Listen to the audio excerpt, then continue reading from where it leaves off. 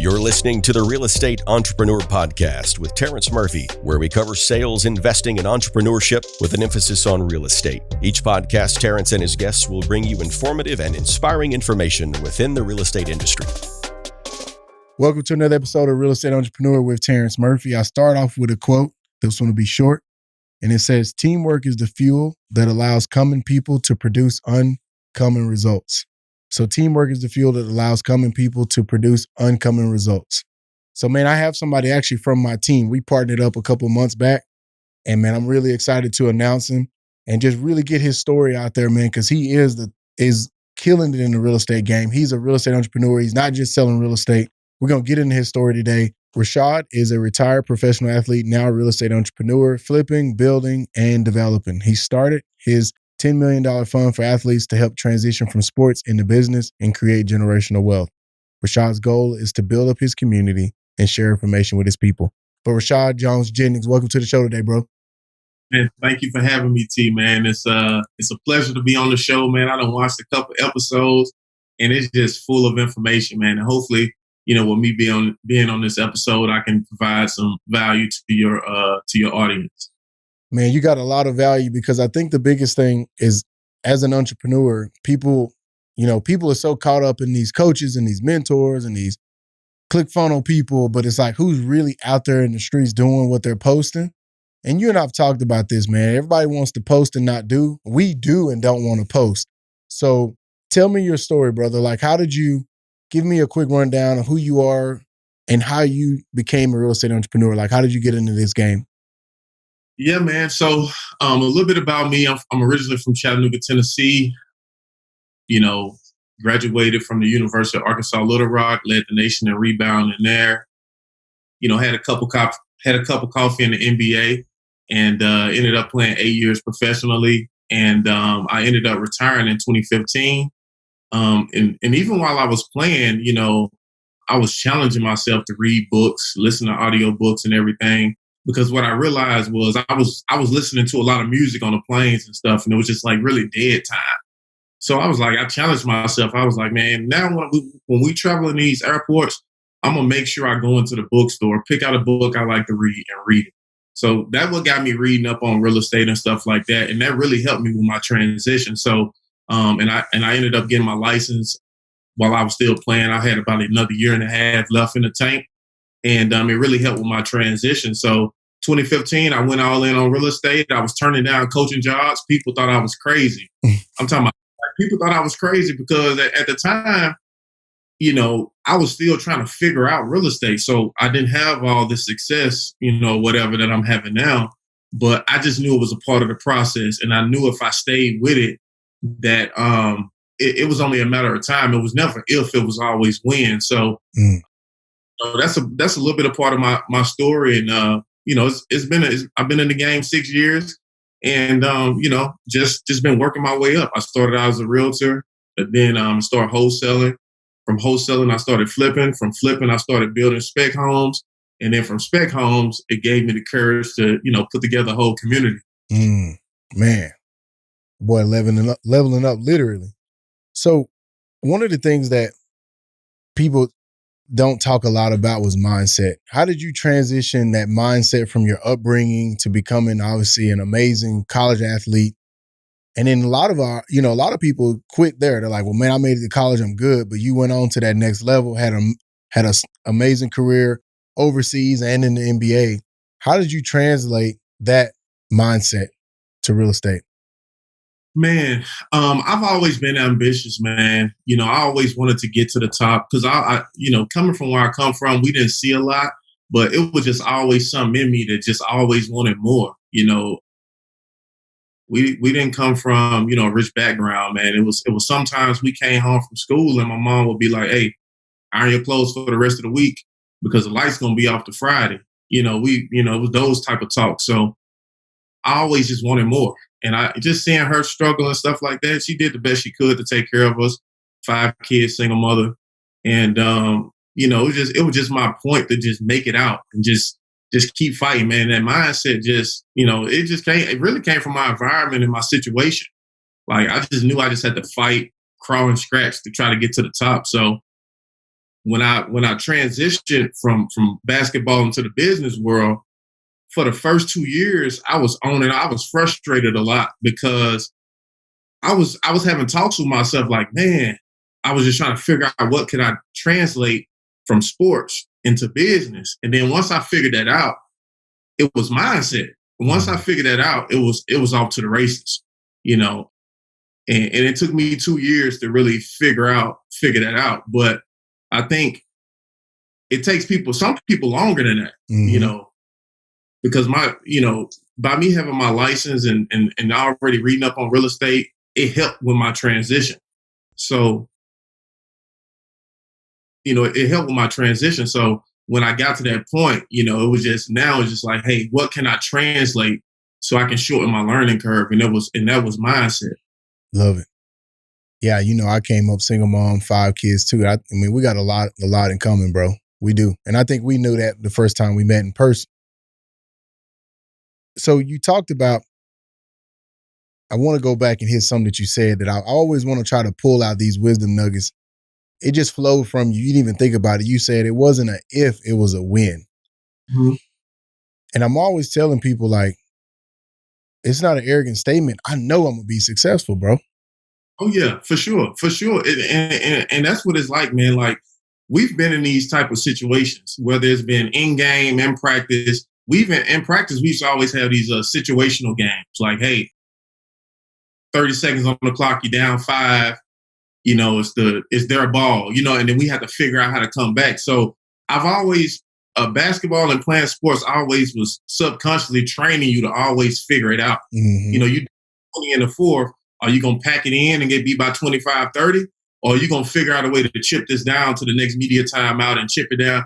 So I'm always trying to reverse engineer how to figure things out.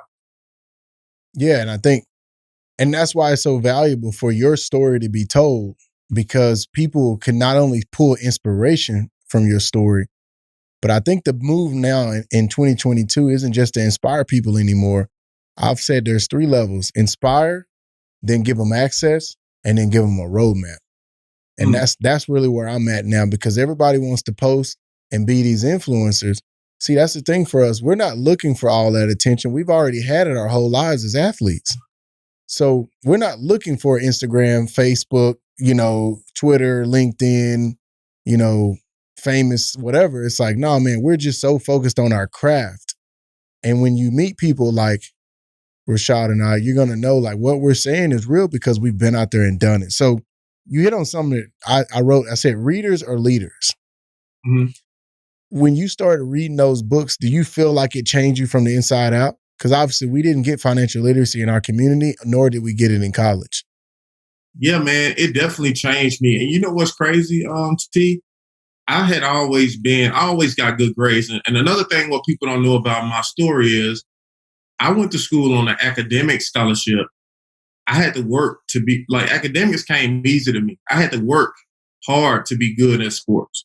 So I was on an academic scholarship when I went to college, but I had never fully read an entire book, because one of the things I realized is when we was in school, they was giving us stuff to read, and I felt like I thought I didn't like reading, but that wasn't the case at all.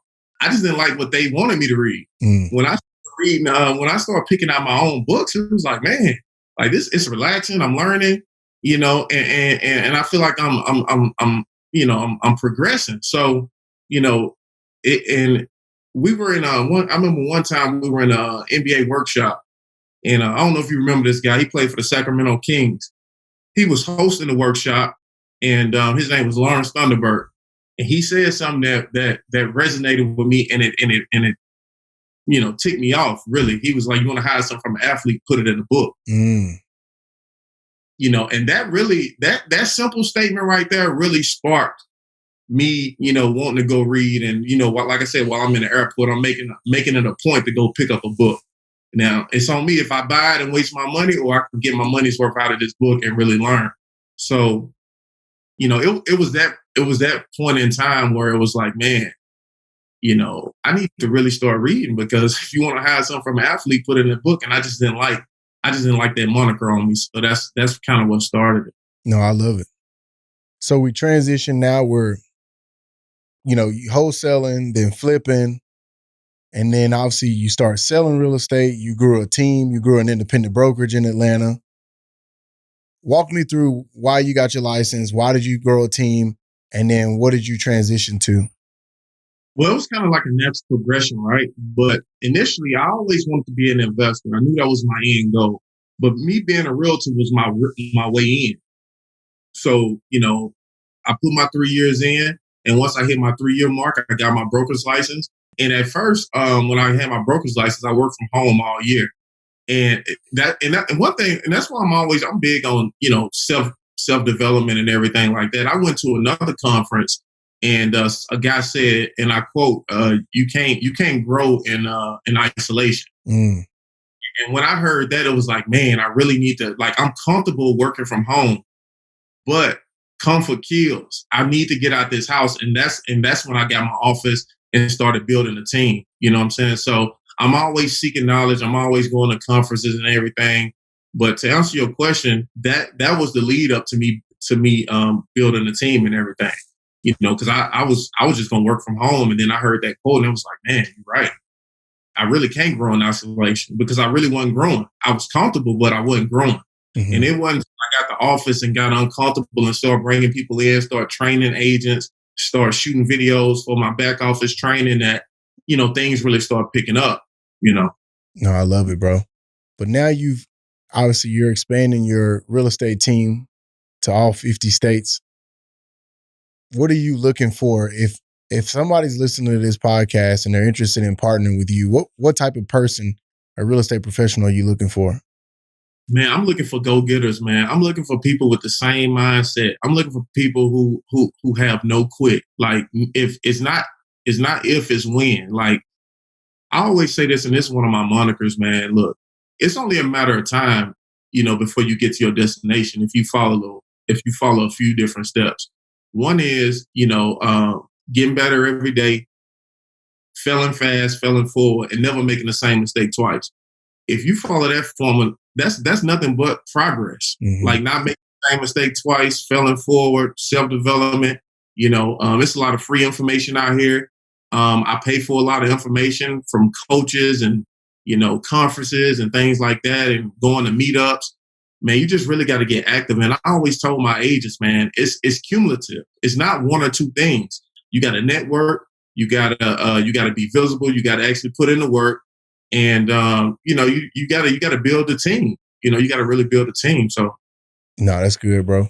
So when you transition, obviously, to brokerage, and then you went from flipping, walk me through what your focus is today. Like, if you said, hey, man, here are my top 3 pillars, or top 5 or top 1 or 2, what are you focused on today as a real estate entrepreneur? Man, right now I'm focused on development.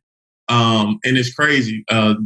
Getting into the business side of things. I'm building a car wash. I just put another car wash under contract, and I got an LOI on the 3rd. So wow. It's crazy that the car wash deal kind of came along. I bought a piece of land and had a car wash on it previously, and I was just going to build a retail strip center. Mm-hmm. And I talked to my architect one day, and he was like, man, you know what? Because it's 2 separate parcels. And he was like, you know what? You might want to, have one parcel retail and one parcel, build that car wash back so you don't have all retail. And I was like, man, you know what? You're right. So that's what got me into the car wash game. Mm-hmm. But it just so happened it's another car wash less than a half a mile away, probably 2 blocks away, less than a half a mile. And I was thinking, man, I kept riding, and I had been trying to get that for years. But I was thinking, I was like, man, I don't need 2 car washes. But then my chess mind came into play. It was like, man, you might as well lock it up and lease it to a tire company so nobody else can come and open up shop as a car wash, right? Mm-hmm. So I mailed the guy again. I was going in thinking, doing a tire shop. But once I met the owner on site, everything was in great condition. Like, and it was like, man, I can make my 2 car washes compete against each other, mm-hmm. Yeah. With different brands. So, that's kind of how I got into the car wash game. And so to answer your question, development, these car washes, and build to rent. I just got on the contract 8.5 acres. in Chattanooga, Tennessee to build 30 houses. I'm back and forth between 30 houses because it was previously approved for 30 houses, or doing 120 townhomes because I just found out that you can do 15 townhomes per acre. So that'll be the highest best use. So those top three things are my focus right now. Just getting these developments going and building these businesses with these car washes. Man, I love it. I want to unpack some stuff here. So you mentioned the LOI. For the audience, I want to break that down. What does LOI stand for? A letter of intent. It's basically, letting the seller know that you're serious and you're interested in purchasing this property. There's plenty of different ways to do LOIs. The way I do my LOI is I have a template, and I have different things in red that are interchangeable. And that's the property address, and that's the owner's name who I'm addressing. So what I do is I go in, I change it, and I send my LOIs via FedEx. And the reason why I do that is because I know they're going to open it. And also, too, another thing, I don't put my LOI on regular paper. It's a more thicker cut paper, because my whole thing is when I get in front of a seller, I want to look different. Yep.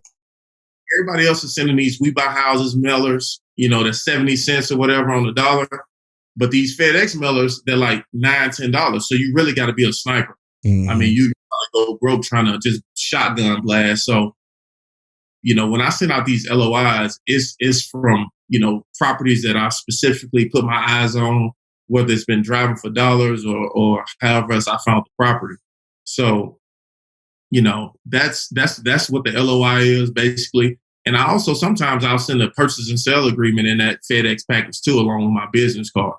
And that's how I got the car wash. Yeah. Man, I love it. How many times do you hit that car wash guy? Do you just send him the FedEx and does he have to sign for it, or is it just in a nice FedEx envelope and he gets it? What's your touch campaign to get that guy to convert? Yeah, so I don't require them to sign. For the simple fact, I just wanted to get there. I pretty much know they got it because, if they have to sign, then, one of the things about FedEx, if you're not there, you got to go pick it up from the office. And if they're not expecting a FedEx, they probably won't go get it. So I don't have, so they have to sign. Yeah. My main thing is just getting it to them and making sure they, and they open it, so. And the crazy thing about that is too, right? And that's why I'm so big on these FedEx mailers. I've mailed this guy at least 10 times in the last 5 years. I've mailed him at least once or twice per year in the last 5 years. I've been trying to get that car washed. I never got a response. The minute I sent that FedEx mailer, I got a call next week from his niece, who's a real estate agent, saying, "Hey, let me know when you want to meet on site." I met him on site. We did a handshake deal right there on site. And I told him, I said, "Look, you'll have an offer for me within an hour. I'm about to go to this restaurant, sit at the bar, open up my laptop, and I'm going to send you an offer." And we went under contract that day. And I told him, I said, "Look, if I send you an offer, will you sign today?"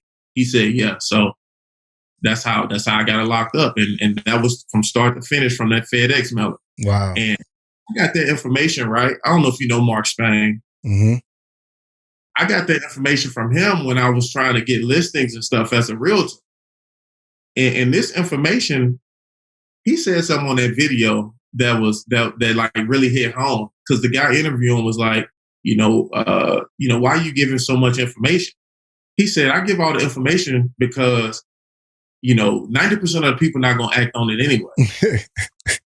And it's crazy, man, because like people always ask me, "Man, how you get these deals? How you get these deals?" And it's like, man, I just take my own advice. I openly talk about the FedEx mailer campaign. I talk about that openly, but I can guarantee you probably only 1% of the people actually did it. Wow. I sent out probably 20 FedEx mailers that day. It probably took me 3 hours to do it all. But with that car wash, I got around $400,000 in equity in that car wash day one. Yep. Because I got a crazy deal. I got it for $200,000. They're going for $700,000 up to $1 million. Yep. It's $600,000 just to build a structure. That's not even counting the equipment. Mm-hmm. So, like, man, like if y'all really want to create wealth, you gotta I'm very big on, like, I watch a lot of YouTube, I listen to a lot of podcasts, but I don't do it like everybody else do it. Like, if I'm watching your podcast, Terrence, I'm saying, what can I take from Terrence's podcast that I can implement in my business today? Even when I'm reading books, I don't wait till I'm finished with the book to go implement. Like, I'm sniping, I'm taking notes. It may take me triple the time to read a book than an average person, because I'm just not trying to get to the end just to say I finished it. I'm really trying to embody the book. That's I'm really just trying to make it a part of my life. Like, and another thing I always say too, man, I will read a book. I've gotten more out of reading The People's Principles 3 times than I've gotten out of reading 100 books once. So, like, now I'm telling people to go deep instead of wide. Yep. Just go deep on that subject and embody it, Yeah, there was a guy, he's passed now. He was an amazing man, was a big Aggie donor to the football program. When you go around our facility, his name's on a lot of stuff.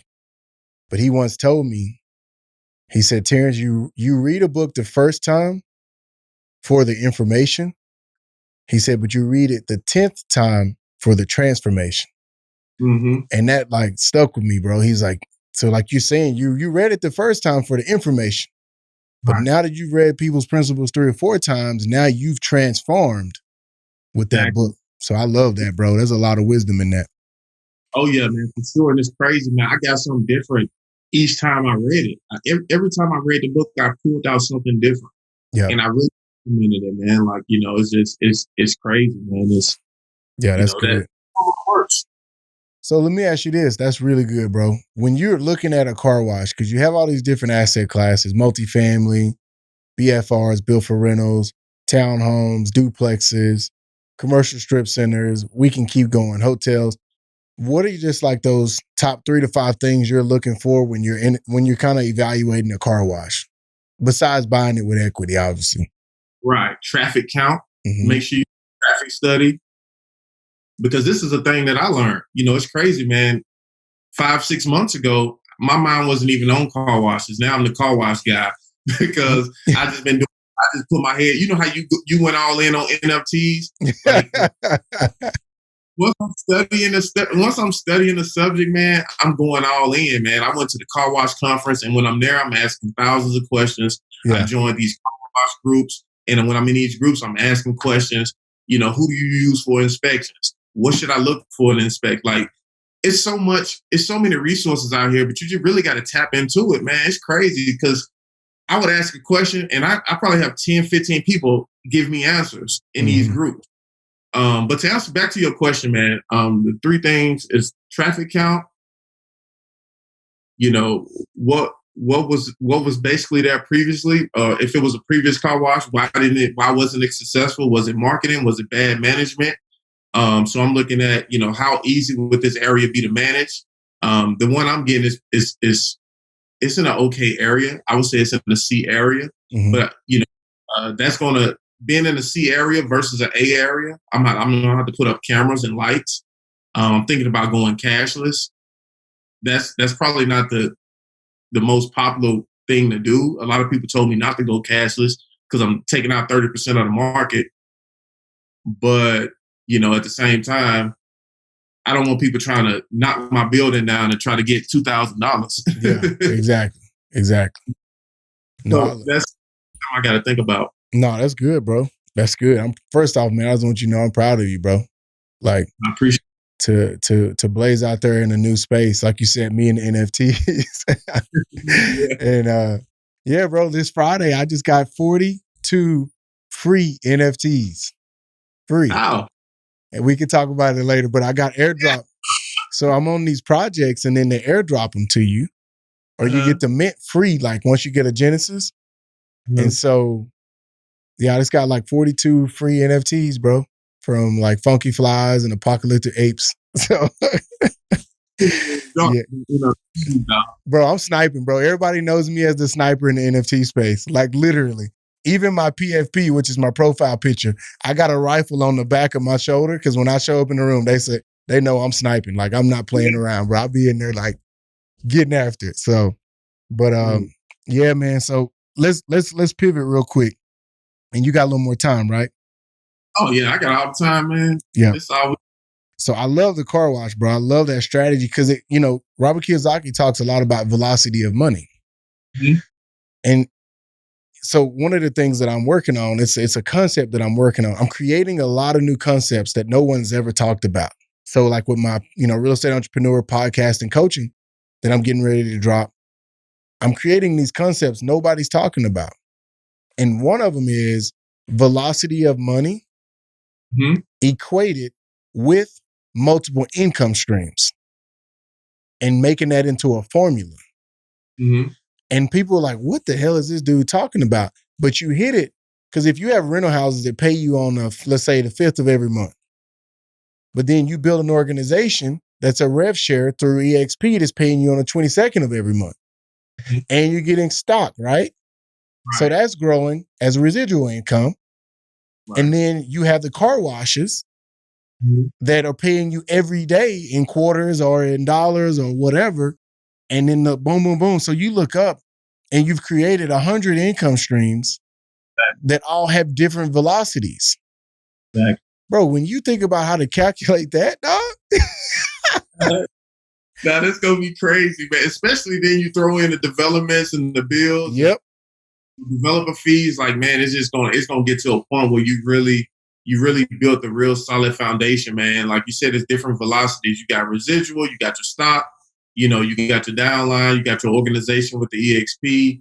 I mean, and it's like, man, and it's all tied in, to one center, business, and you build an enterprise around it.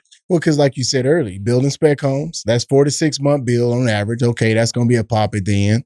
You can flip, you could wholesale, you could sell real estate, make you 3% commission or 6%. That's just different, not only different income streams, but it's different velocities. Some of them move faster, some of them move slower, some of them hit now, some of them hit over time. So, man, can you imagine that diversification of your balance sheet? And that's what I'm trying to explain to people, that diversification. Man, if you have 100 income streams all moving at different speeds, right, bro, your balance sheet, it's a game changer. And that's why, like, I did a training with my team, everybody that's in the organization. I explained to them, there's 5 levels to this game: millionaire, penta millionaire, 5 million or more, deca millionaire, 10 million or more, hecto, which is 100 million or more. So you got the 1 million, 5 million, 10 million, 100 million, and then the last level is billionaire. So it's like millionaire, penta millionaire, deca millionaire, hecto, and then billionaire. Right. And the way that you get there is, it's not always hard work now. It's what I'm creating, bro. Like, real talk. And when I'm finished with that formula and stuff, obviously I'm gonna go over it with you. But it's like you're embodying everything you're embodying everything that I'm talking about on this podcast, bro. Nice. Being that real estate entrepreneur where you sell real estate, you have a team, you expand and grow, you develop neighborhoods, you build rent. Like, that's the move. But people think, oh man, shouldn't you be overwhelmed? Yeah, it's tough. This ain't easy, bro. Greatness ain't easy. I just posted my story today. Man, like you said, greatness ain't easy. Like, and especially like when we trying to do something that's really never been done before, especially in our families, it's not easy. Because if it was like this cliche, but if it's easy, everybody would do it. Like today, I went to I knew I would have to be on site. We started moving dirt. So it's all about scheduling. And we was talking about this before we went live about working off the calendar. Yep. If at this point in my career, if it's not on my calendar, it doesn't exist. Yep. So, I went to the office this morning for 3 hours. I was on site by 11. I knew we had this podcast. I was home by 4. And, now we're doing the podcast. And once we wrap this up, I'm gonna do something else that's on my schedule as far as like making sure, whether it's budgets or whatever it is. Yep. So, being overwhelmed, is I feel like it's relative, because it's, for me, when I get overwhelmed, I just think back and be like, man, this is what you asked for. Yep. you can still, win but you just got to be willing to go through that. A lot of people are not. Yep. And that's the beautiful thing about being an entrepreneur. You pick and choose what you want to do. Mm-hmm. See, everybody wants to be the boss, but they don't want to pay the price of what it takes. And that, like Puff said on a podcast, and Dame said, putting your own money up. Right. And so, no, that's good, bro. Well, I got a couple speed questions I'm going to hit. But before we jump to those speed questions, let's talk development real quick. So you've done a micro community neighborhood that's done really well. It's already sold out, correct? Yeah, we sold out in 50 days, wow. Man. So walk me through that. Walk me through that project real quick. Man, it's crazy, man. So I got a partner that, he's real big on the tiny. He was talking this tiny home stuff 6 years ago when it was first coming out. And, human nature, especially for me, I was so focused on trying to be a realtor and trying to flip, because this is when I went from realtor to wholesaling to flipping. So now I got my hands full, so I really wasn't trying to hear the tiny house stuff. But for 4 years, every time I saw him, he was talking this tiny house stuff. So we just kept talking about it. And then we got an opportunity to purchase a property from a wholesaler. So we ended up purchasing a property from a wholesaler. One thing about that, man, our finance team pulled out on us the day before closing. Wow. So we had to beg the wholesaler to give us an extra 6 days, had to put up double the earnest money. We ended up raising $250,000 in 6 days and closed on the property. And, once we closed on it, we went through the city, got all our entitlements, had to convince the city, because tiny homes it's a new product.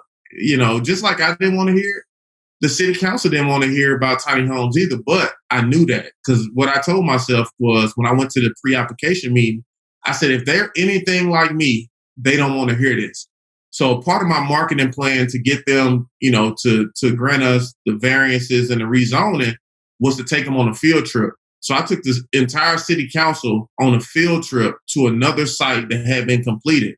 And once they saw it, they fell in love with it. The same inspector that was questioning me and drilling me in the pre-application meeting, once I got him on site, he's up there asking questions, giving suggestions. That's when I knew I had him. Yeah. All they had to do was see it, because that's all I needed to do was see it. Because I wasn't sold on this tiny house stuff till I went and saw that same development. It was in the framing stages at that point. By the time we found the property and got around to purchasing our property, that community was built, and that's when I took the city out. So that's kind of the long and short of how that deal came about. And once we got our entitlements, we started marketing, and it caught fire, man. We sold out in 50 days. We sold out $6 million in 50 days. Man, that's awesome. Congrats, bro. That's big. And it's one of the things I'm always telling everybody. Every problem has a solution. You just got to be creative enough to find it. Right. And that first headwind that you felt from this guy, probably in there drilling you, trying to sound important, sliding little innuendos and stuff. You just say, I'm going to kill him with kindness. I'm going to come back with value, and I'm going to focus on my USP, my unique selling proposition. And like you said, I've been in this real estate game since 2006, bro, when I was 22. Heard of a developer taking the city council on a trip. That is a creative solution to a problem, bro.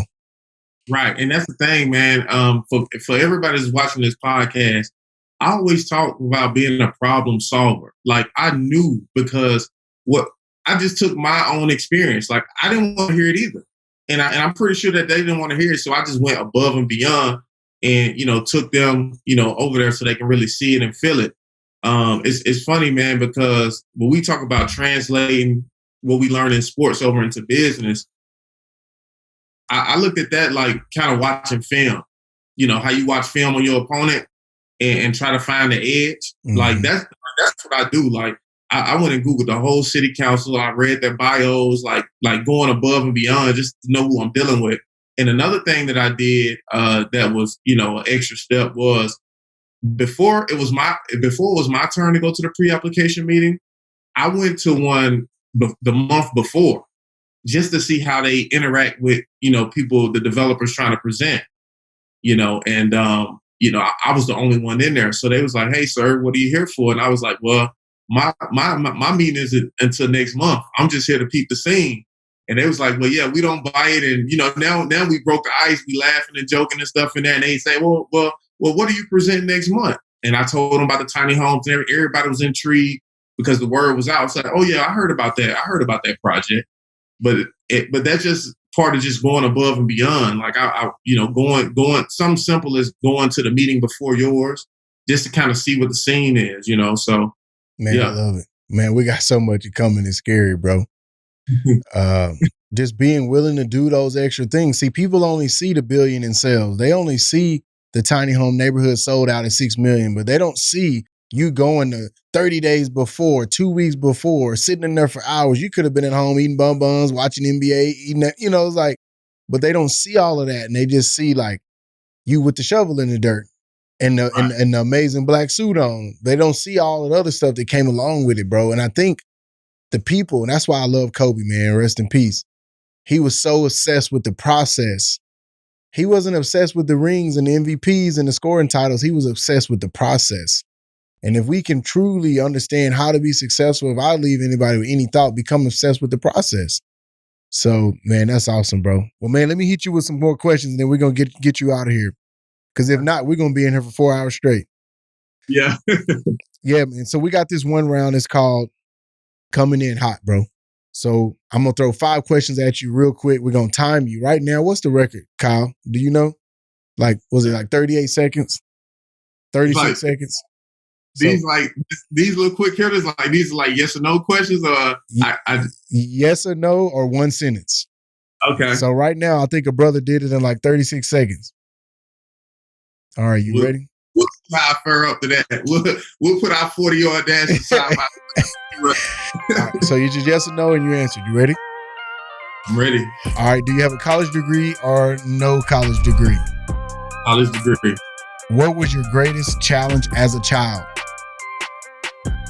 Surviving my environment. Okay. What was your first attempt at entrepreneurship? Man, I used to sell Cutco knives in college. Ooh, grinded. What was the worst real estate or entrepreneur advice you've ever received? Refer out a commercial deal. Ooh. Who was the one person who made the biggest impact on your career? Ooh. Man. on my real estate career? Yep. John Peoples. All right, 37.4, bro. You were right there. You got caught at the end. I was in the 20s, man. I was just trying to like, damn. My bad. I was thinking like, man, am I naming my basketball person or real estate person? But yeah, I would say Don Peoples, even though I hadn't met him. Yeah. But like I said, man, I read that book 3 times, man, and it really changed my perspective. Like, the first time I read it, I learned about deal structure.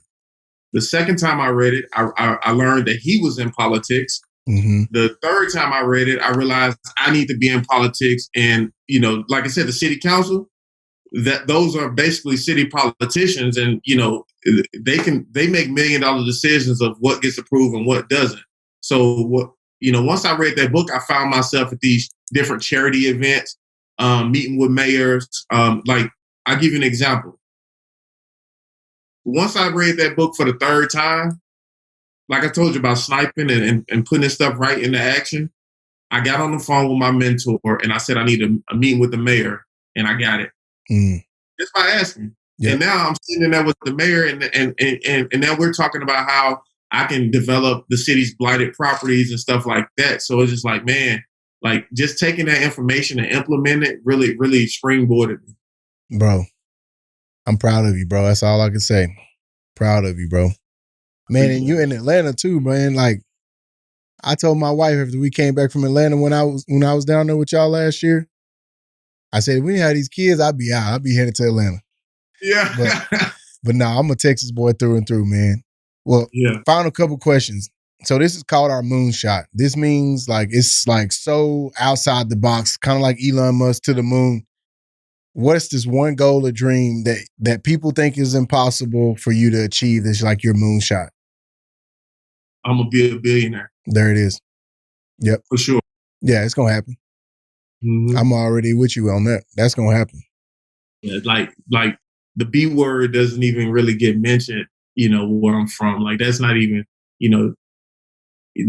hood rich is the goal. You know what I'm saying? Quote unquote. But, I've been studying all these billionaires. And not only that, I studied wealthy families. I studied the Rothschilds. I studied the Vanderbilts, the DuPonts, and just see how they did things. Because basically what I do is I force myself to do stuff that's out of my comfort zone and out of the norm for what, everything that I've been brought up. I taught myself how to do stocks by, watching CNBC. And when they say stuff that I didn't know, I would just pause it, Google it, and then rewind it and implement the definition. So I taught myself how to do stocks by forcing myself to watch CNBC. I'm telling you, the first time I started doing it, it was hard because I didn't know anything. I remember the first time they said something about quantitative easing, I had no idea what that mean. That word was never even said, where I'm from, quantitative easing. So, I went, Googled the word, rewind, and just implemented the definition. And that's how I started learning. Man, love it. So we have every one of our guests bring a book, a recommendation, because we say readers are leaders. You send in the people's principles, and you kind of already hit on it. But what's one sentence on how you feel like that's made an impact on your career? Man, because it just really opened up the floodgates to what's possible. Because even when I got into real estate, there was no developers around. It was, sell real estate, bring us back a commission, refer out your commercial deals. You know what I'm saying? It's crazy because it's like, man, like, and then once I started going and seeking out these different mentors through these books, I realized how they were doing it. And it was like, man, I can do it too. So the one thing in the People's Principles that really gave me a lot of hope, because I remember at this time that I was reading this book, I was kind of down on myself because, I was a realtor. There's nothing wrong with being a realtor, but I knew I wanted to get to being an investor. And it was, man, like, am I wasting my time? Like, how do I get to be an investor? And the one sentence in the book, I realized that he started out as an appraiser. And this is a part of the process. Yeah, it is. So go through your process, celebrate your small wins along the way, never make the same mistake twice, and you're going to progress. There it is. Well, you already kind of hit. So my final thoughts for the listeners, and then how can people find you as we close, bro? Yeah, man. PostPro_Shazilla on Instagram, PostPro Shazilla on YouTube. I drop a lot of free game on my YouTube, and that's it. And my TikTok is Shazilla if you want to follow me on there. I try to give out. I try to just document my process, and I like to show the good, the bad, and the ugly. You know what I'm saying? Because I know a lot of times, all you see really is highlight reels in the feed. Hey, I just closed. We sticking shovels in the ground, things like that. But I try to also implement, the setbacks, so I can project that on my audience so they don't make that same mistake. I remember one time I purchased a partially finished new construction from a distressed builder, and I didn't know to even check to make sure he had all of his inspection tags. Because if he didn't, they had already sheetrocked the house, and if he didn't, the city inspector could have made me go and open up the walls, which would have cost me more money, threw all my numbers off and everything like that. So that's the type of stuff I also put out. When I'm putting out this content. Is, just show people like, hey, it's okay. You can make mistakes, just don't make the same mistake twice. And definitely don't make the mistakes I made, because that's why I'm telling you that I made it. Yep. No, that's good, bro. Well, thank you for being on the show, man. I'm proud of you. It's going to be a great episode. And then I'm going to see you soon. Hopefully you can get down for the camp, Terrence Murphy Camp, Football, Finance, and Faith. But if not, bro, I know we're going to see each other soon. Man, shoot me a date, man. I'm there, man. I want to see what it's not Dallas, it's College Station. I want to see what College Station got to offer. Didn't you play A&M in college? Yeah, we did, but we didn't really get to go out. Oh, you know yeah. What I'm saying? Yeah. I think they beat us pretty. I mean, they beat us by 20. For me, when I was playing, if I lost, you probably couldn't talk to me for 48 hours. I mean, it's just like, man, it's just like even though, you got the mid-major, high major, in my mind, I could play anywhere. And I wanted my teammates to think that too. I wanted my coaches to think that too. So it's like, it's not like, oh, don't worry about it. It's Texas A&M. They got AC law. It's like, nah, I didn't come here to lose. Yeah. You know, so it's just like going back to mindset. Yeah, AC was my guy. He was the dude on the basketball team, and I was obviously the guy on the football team at the time. So that's cool. Well, man, hey, proud of you, brother. I will let you know on the episode, man, and I'm going to stay behind. I appreciate it, T.